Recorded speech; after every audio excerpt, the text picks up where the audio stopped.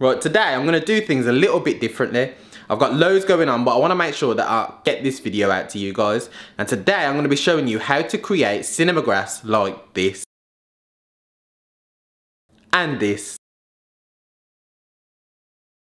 But first, do you know when you have a dream and you wake up really hungry and you think to yourself, yeah, I can do a Gordon Ramsay today. Easy, hands down, that's me all day. Let's see how it turns out.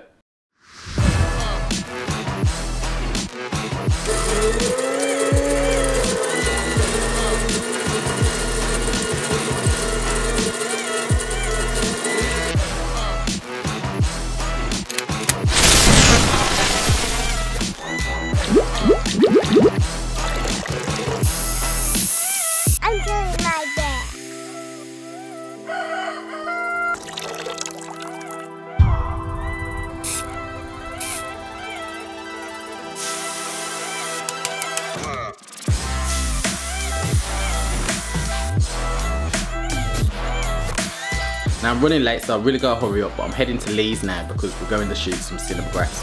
So I'm gonna show you some how-tos on how to actually create living photos. So we're in Lee's place right now. We're about to shoot a cinemagraph. Now once again, some of you guys probably haven't seen a cinemagraph before, and what they are is basically living photographs that move. So a portion of it moves and a portion doesn't. And the ways to get the best effects is simply to have the movement to be subtle.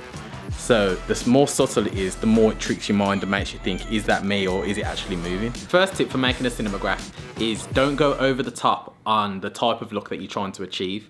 So don't be thinking, I need to make something extravagant move. It only has to be subtle little things like a candle blowing, or something like a tail moving on a horse, or something like that, or a river even moving. The river's flowing but everything else in the picture is still. It doesn't have to be loads of things moving and you're complicating it. The subtle things work better. You just got to make it look artistic and make sure that your framing is given in the right way. Now the second tip is shoot in a high frame rate. I'm shooting in 60 frames per second right now. I'm 4K, so it's going to be a high frame rate and high quality as well. So that way it just makes the image look better, and then if we slow down the cinemagraph, it's going to look a lot smoother than if we were shooting in, say, 25 frames per second. What you also want to do is make sure that your subject isn't overlapping with the thing that's not moving, because if they're overlapping, there's going to be some crossover, because ultimately you're going to be doing some masking. And what I'm using for this is going to be Flixel. Now Flixel's the easiest way to create cinemagraphs. It's by far the less time consuming way to create cinemagraphs, simply because it's a program that's designed to help you to create cinemagraphs. Instead of going the Photoshop route, which is a bit longer, which you can create ones on there, but Flixel is a lot easier, and it's just a lot simpler when you're creating something. Lee's coming in now, as you can see him. So I've got it on the tripod. Don't normally have a tripod. This is Lee, by the way. I think you've met Lee before, but a few times. Yeah. But Lee's the guy who sorts me out whenever I've got shoulder injuries or anything like that. Lee's the guy that sorts me out. So yeah, he's just run to the shop to get some candles. Which I didn't have. Didn't have? No. Oh no. So we're gonna have to come up with something else. This is what it's about, improvisation, isn't it? Just coming up with something on the spot. So cinemagraphs are all done now. We've got loads done. Little subtle movements where we use the mirror. There's other movements where we use like battle ropes and those types of things. So you can really be creative with it and just get things done. But like I said before, make sure that your lighting is correct. Make sure that you're shooting in a high frame rate. Also, you want to be looking at your framing. Like, I'm going to tag a video that I did before on the rule of thirds, but the rule of thirds really comes into play when you're doing cinemagraphs, because it's kind of like taking a photo, but obviously it's got video within it because you've got a part of the image that is actually moving. So think about that as well. Now, I'm going to go get some treatment from Lee. Saying bye to Lee. Thanks for the session. No problem. Put me in that pain, man. But catch up with you soon. Yes, speak soon. Alright, yeah. Take care, man. See you in a bit. See you soon. After a crazy busy day of going out and filming loads of different clients, along with visiting Lee and getting some cinemagraphs, I'm going to sit down and actually show you how to edit the cinemagraphs. Now, as we can see, this is the Flixel program, and this is what we're going to be using to create the cinemagraphs. Now, this is a 4K image, and this is going to show all the quality of a 4K image. So literally you can export it as a 4K image if you want. Now, the first thing you got to ask yourself is, what do you want to move and what do you want to remain still? So in this section here, I want this to move and I want this to move. So I want him to be moving when he's moving his arms, but I want this to actually remain still. Now, remember when I talked about making sure that your subject does not overlay another subject? This is exactly what I was talking about here, because this subject which is moving is right next to the subject which is still. So I don't want it to move. So as you can see now, I'm gonna use this masking tool. I'm gonna go over and turn the brush on. Use the masking tool to actually move this subject so you can see it. Now I'm gonna just move the timeline just to a position that I prefer.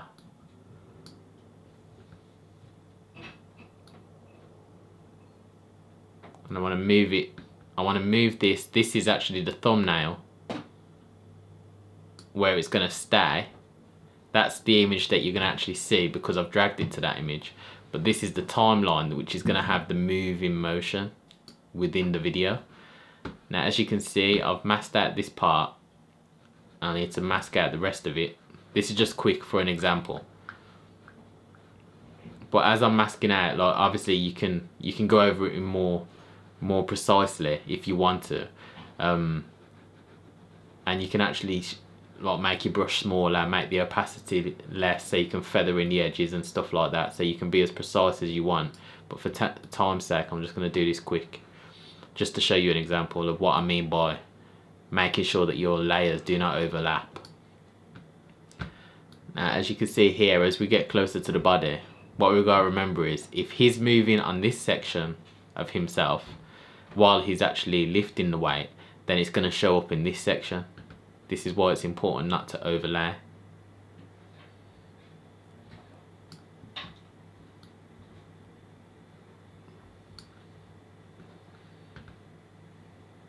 Right, so what we can do here is press Command and plus to zoom in. Make the brush a little bit smaller. Change the hardness just a little bit and the opacity. Now I'm just going to show you an example. This bit here, I'm just going to brush out. Now do you see how that is moving? You can see that slightly. Even if I zoom out, you'll still see it slightly. That is what I mean by making sure that your subjects do not overlay each other, because it's going to make it harder within editing. Now if I didn't think about this beforehand while I was shooting, his hand could have easily crossed over there, so I wouldn't have been able to make this cinematograph look have the full effect that it should have. So what I'm going to do to get rid of this now, zoom in and then change that to erase, and then I'll rub that out. Turn up the hardness.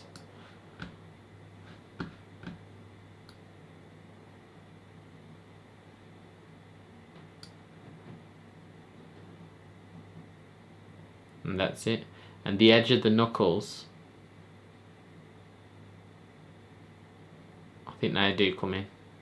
Yeah, the edge of the knuckles are fine. And I've stuck that on bounce instead of repeat, because with repeat, what will happen is, if I zoom out, it goes back to a fade, like a fade effect to another frame, and it doesn't look natural. But I choose bounce for this because it's a basic up and down motion. It's just going to suit this cinematograph better. So when it bounces, it goes from down to up. But I just want to make sure on my timeline that I'm picking the right moment for it to bounce up. So it wants to be either when it's fully extended to the top or fully extended to the bottom. So there, I need to bring it in a little bit more.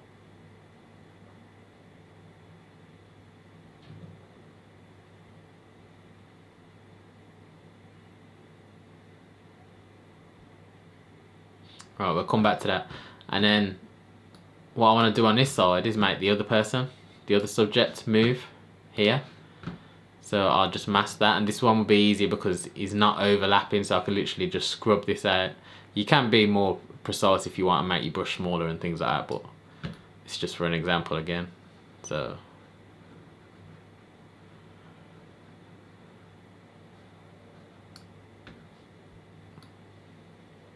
now with the edges, you want to kind of feather them in if you can, because the lighting does change slightly when you use full hardness.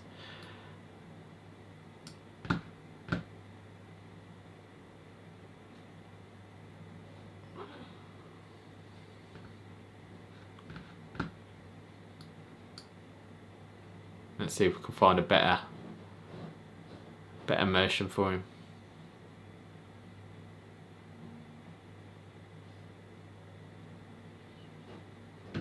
So that looks more natural now, because it doesn't come to a harsh stop or a harsh start. When it bounces, it just looks natural.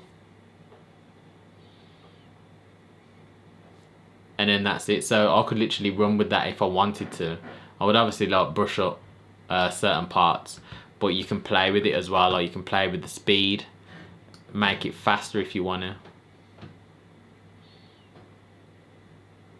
or you can make it slower. And when you're making it slower, that's where shooting in 60 frames per second or even higher helps, because it just makes the image look smoother. Whereas if you was shooting in 24 frames per second and slowing it down, it would look a bit more jittery. And because this is obviously 4K, you have got the ability to actually export it in 1080p if you want to. Depends on the amount that you want to export it. I might speed it up just a little bit. Yeah, about there I'd say. Now we can go to, won't go to export yet. You can go to changing the color grading as well. You can add your own effects, you can lighten it. Obviously color grading is a whole nother session. But they do have presets on here as well, which you can use. Some pretty good base presets that you can start at. So if you like the look of one of them and you just wanted to tweak it, you could start there and then you could go over to this side here and actually tweak it.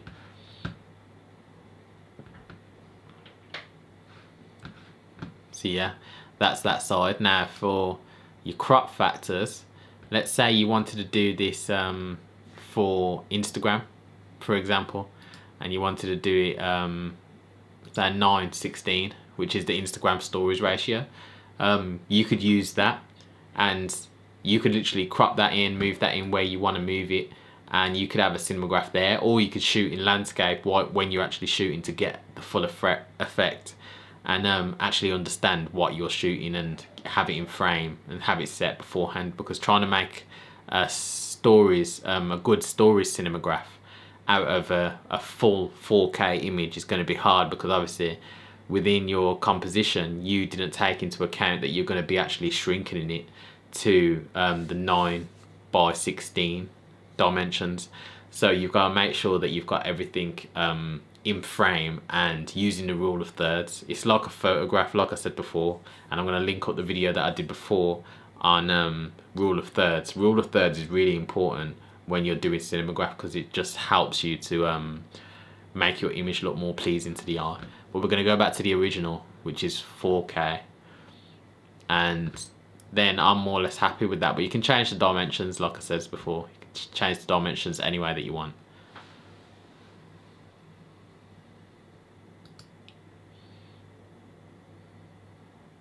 And that's it. And then when I want to export, I literally go to export and I'll keep everything the same. But like I said before, you can change it to 1080p if you want, whatever you want. Variable frame rate, you can change it to what you want it to be, but I'll keep it on variable. And you can also change how many times you want it to loop, and it will tell you how long that video will actually be. So I'll keep it just under a minute and loop it 4 times, and I'll export in H.264. And then I'll literally save it as Lee Waits at 2. This is the second one that I've done of this actual image, so I'm going to put it number 2. And then that's it. It will literally export it for you, and that will be in full 4K. Now what you got to look at is, what are cinemagraphs good for? They're good for photographers, they're good for cinematographers, videographers, they're good for people that are creating content on a regular basis, because it's something that stands out amongst the crowd. If you're creating content that is unique, it's going to help you to stand out in your industry. So if you're a wedding videographer or photographer and you're giving cinemagraphs as an extra, or even charging for them, then that's an option that nobody else is really offering. Do you get me? So when people are seeing these cinemagraphs of their great day, they're going to be talking about how creative it is, how different it is, and they're going to put you in that conversation. So that's spreading you through word of mouth. but also if you're creating content, whatever your industry is, it's going to really help to boost your awareness. Let's say you're doing paid adverts on social media. These work really well for that, because the first level of awareness where people are coming to know about your brand, they're going to come across a Cinemagraph. First thing is, it looks creative, innovative and unique, depending on obviously how creative you make it. But it also helps to keep you top of mind, because it's something that they will remember. It's something that they haven't seen before. And when they do see one again, they're going to think of you, because you was the first person that they saw with one.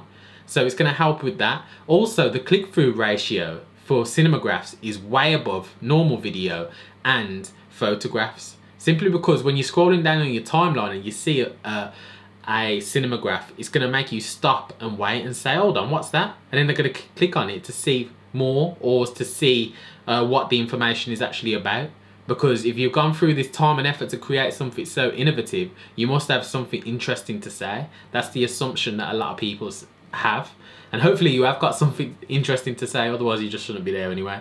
But coming back to the point, Cinemagraphs are just really good because they help you to set yourself apart, and you can play with it in loads of different industries. The stuff that you could do from manufacturing down to food, down to the fitness industry, like there's so much you can do. And you can actually do multiple Cinemagraphs in scenes to set up stories. And I'm going to get into that in another episode, how to tell stories with Cinemagraphs, multiple stories. I'm going to get into that in another episode if you guys want to see it, so let me know in the comments below. If you've used Cinemagraphs before yourself, or do you think it's something that you're looking to explore?